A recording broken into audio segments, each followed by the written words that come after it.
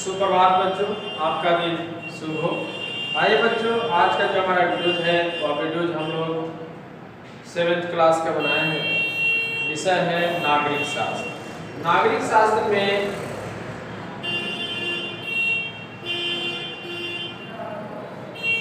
लोकतंत्र जो मेरा टॉपिक्स है, पिछले वीडियो जो भी लोकतंत्र पर लिए हम लोग जो है वार्तालाप किए हैं और लोकतंत्र को समझने का प्रयास किया। बच्चों, लोकतंत्र क्या है इसे हम लोग जान गए हैं, समझ गए हैं। पिछले वीडियो में भी हमने कई बार बताया है। लोकतंत्र में किस प्रकार जो है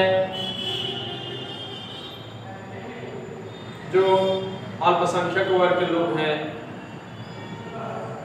जो कैटेगरी में निम्न जाति के लोग हैं, उनको जो है संरक्षण प्राप्त है कानून के द्वारा, उसका भी उल्लेख हम लोग किए हैं।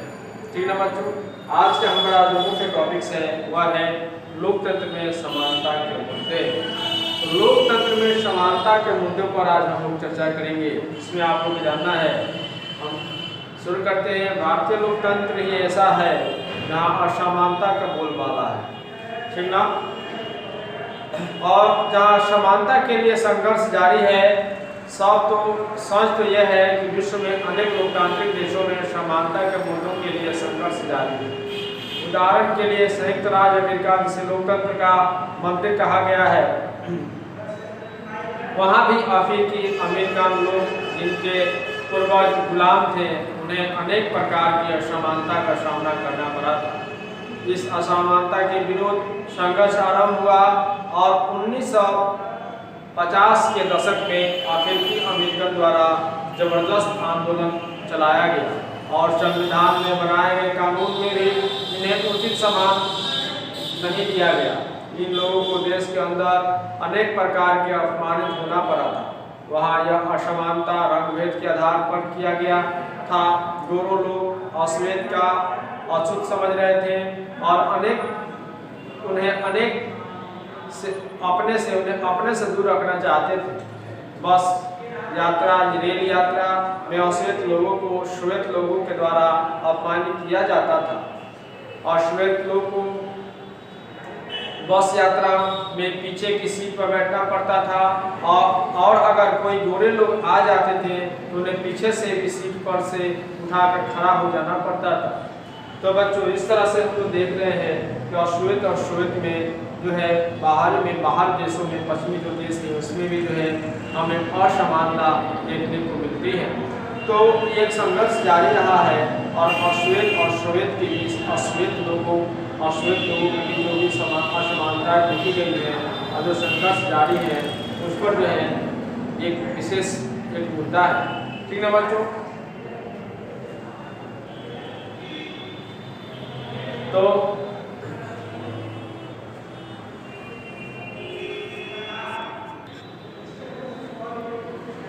बच्चों, इस तरह से अश्वेत और श्वेत के बीच जो भी लड़ाई चली है, इसके विरुद्ध एक विशाल आंदोलन आरंभ हुआ जो नागरिक अधिकार आंदोलन, सिविल राइट्स मूवमेंट कहलाया।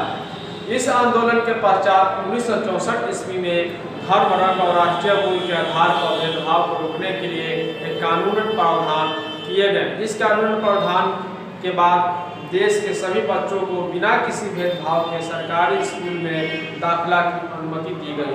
परंतु सरकारी स्कूल में सुविधा कम होने के कारण गरीब बच्चे यहाँ शिक्षा नहीं प्राप्त कर सके, जो अमीर बच्चे गैर सरकारी स्कूल में प्राप्त करते थे।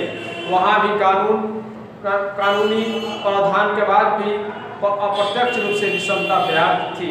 तो इस तरह से बच्चों हम लोग देखते हैं कि जहाँ पर ये व्यवस्थाएं हैं, यह बहुत ही दयनीय और खराब व्यवस्थाएं के रूप में देखने को मिलती थी। अब आइए लोकतंत्र की चुनौती। तो भारत विश्व का सबसे बड़ा लोकतांत्रिक देश है, जहां सैद्धांतिक रूप से लोकतांत्रिक शासन व्यवस्था स्थापित की गई है। लेकिन व्यवहारिक रूप से देखने पर लोकतंत्र के आदर्शों का सही रूप से पालन नहीं हो रहा है। इस आदर्शों का उल्लंघन करने के में न सिर्फ जनता को दोषी ठहराया जा सकता है, बल्कि देश के राजनेताओं और लोकप्रशासकों के द्वारा भी समाज में अनेक प्रकार की विषमताएं उत्पन्न की जाती है। इससे की जाती है। इस पुस्तक में इस बात का उल्लेख भी किया गया है, इस पुस्तक में इस बात का भी उल्लेख किया गया है कि किस तरह समानता का प्रश्न भारतीय लोकतंत्र में दैनिक जीवन में विभिन्न पहलुओं को प्रभावित करती है। इस अध्याय के पढ़ने में यह प्रश्न उठता है कि क्या देश के सभी नागरिक, सभी व्यक्ति की समानता, उसके आत्मसम्मान को ऊंचा रखने का भावना को स्वीकारे या नहीं। ठीक ना? हमारे देश के नागरिक जब एक अधिकार और कर्तव्य को नहीं समझे, तब तक लोकतंत्र के समानता के सिद्धांत को चुनौतियां मिलती रहेगी। इस चुनौती के समाधान के लिए देश में सभी को शिक्षा पाने का अधिकार, अभिव्यक्ति की स्वतंत्रता, शोषण के विरुद्ध अधिकार, अपने संस्कृति की रक्षा का अधिकार को व्यवहारिक रूप से लागू करना होगा। तो बच्चों, इस तरह से हम लोग देखते हैं कि लोकतंत्र एक चुनौती है और इसे हमें स्वीकारना चाहिए और अपने हक की लड़ाई के लिए हमेशा जो है तत्पर रहना चाहिए। तो बच्चों, आज जो भी टॉपिक्स आपको हमने बताया है वो टॉपिक्स जो है हर किताब के माध्यम से समझने और पढ़ने का प्रयास करेंगे। पुनः जो है अगले वीडियो में हम लोग मिलेंगे। तब तक के लिए जय हिंद, जय भारत।